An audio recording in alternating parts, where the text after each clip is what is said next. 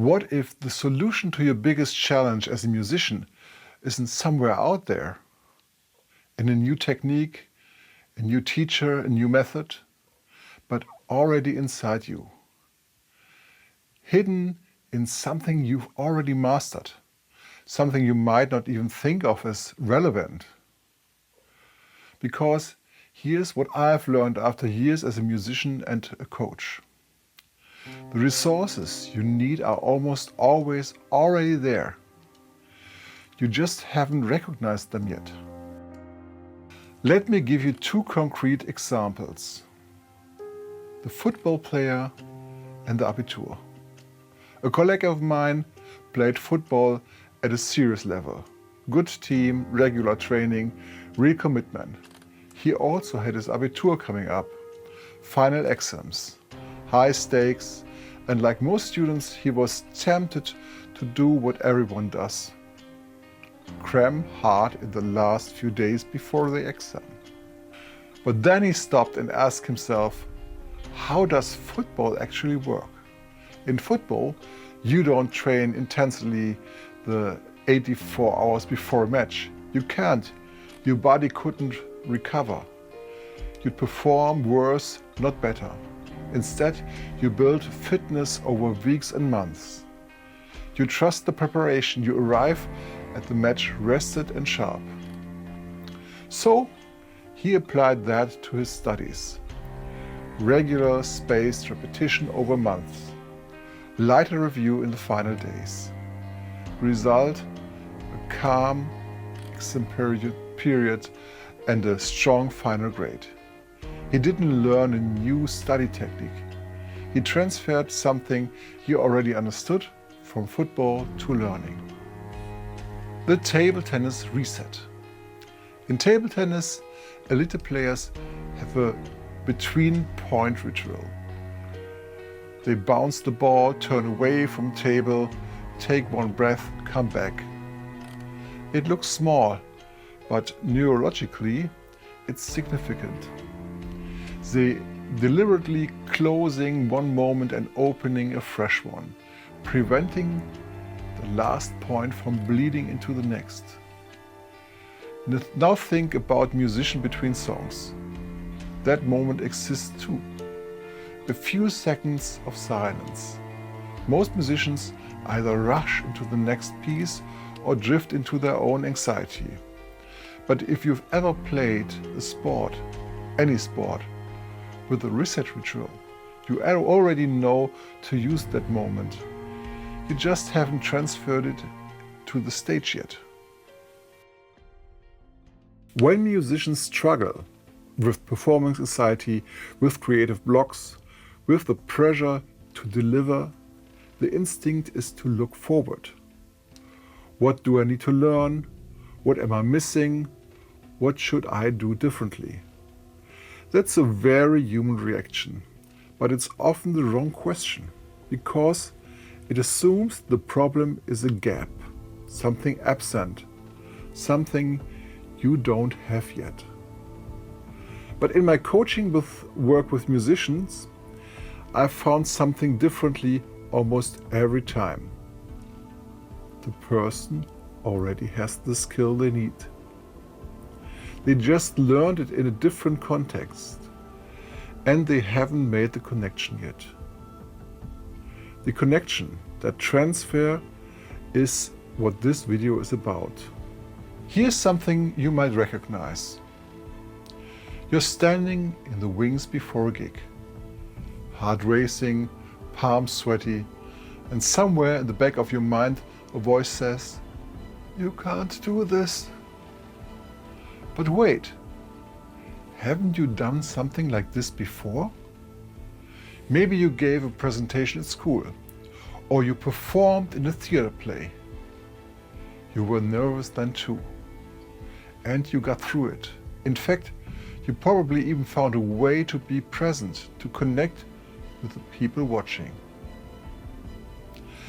That moment of realizing, I've been here before and I survived it. That's exactly what the Swiss psychologist Klaus Grawe was pointing at. Grawe developed one of the most influential models in modern psychotherapy, his consistency theory. At the heart of it, it is a simple but powerful idea. Real change doesn't come primarily from analyzing what's broken.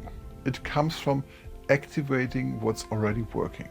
At the heart of it is a simple but powerful idea. Real change doesn't come primarily from analyzing what's broken. It comes from activating what's already working. He called it resource activation, the deliberate process of finding and mobilizing the strength, experiences and competencies a person already has. Not creating something new, unlocking what's there. In therapy, this shifted the focus from deficit to capacity. In coaching, it became one of the most effective tools I use. So instead of asking, why am I so anxious on stage, which keeps you locked in the problem, the resource question is, where have I already handled this or the something like this? And what exactly did I do there? A musician I worked with once said, I've done school presentations. I was in the school play, standing in front of people. That's basically the same thing. Exactly. The challenge of exposure, of vulnerability, of being watched isn't new to you. You've navigated it before in a different costume. The skill is already there. It just hasn't been connected to the stage yet. In practice, I ask it like this. What experiences from other areas of your life, hobbies, sports, relationships, could be useful in this situation? That question often opens a door the person didn't know was there. Here's what I'd like to try. This is a coaching exercise I use regularly. Take a piece of paper or just a quiet moment. Step 1. Name the challenge. Be specific. Not, I want to be a better musician. Something like, I lose confidence between songs on stage. Or, I can stay focused when I make a mistake during a performance. Step 2. Think outside music. Ask yourself, where else in my life have I handled something like this? Sports, hobbies, crafts, cooking, parenting, gaming, anything. Where have you managed pressure, recovered from a mistake, stay focused under difficulty? Step 3. Look for the pattern. What exactly did you do there that worked? What was our mindset, your routine, your relationship to failure? Step 4. Make the transfer. How could that specific thing apply to your musical challenge? Not metaphorically, concretely. What would it look like to do the same thing on stage? The answer won't not always be obvious, but it's almost always there, because you are not starting from zero. You never were.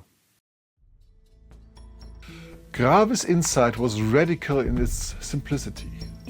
People have more resources than we realize. The work is not to create something new.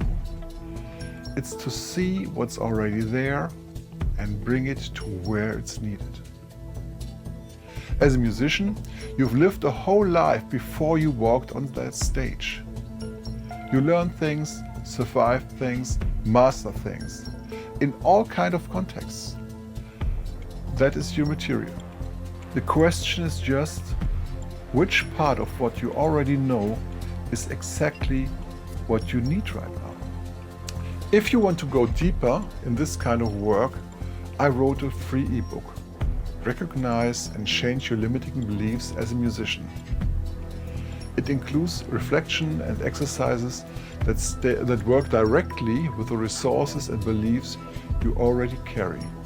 The link is below.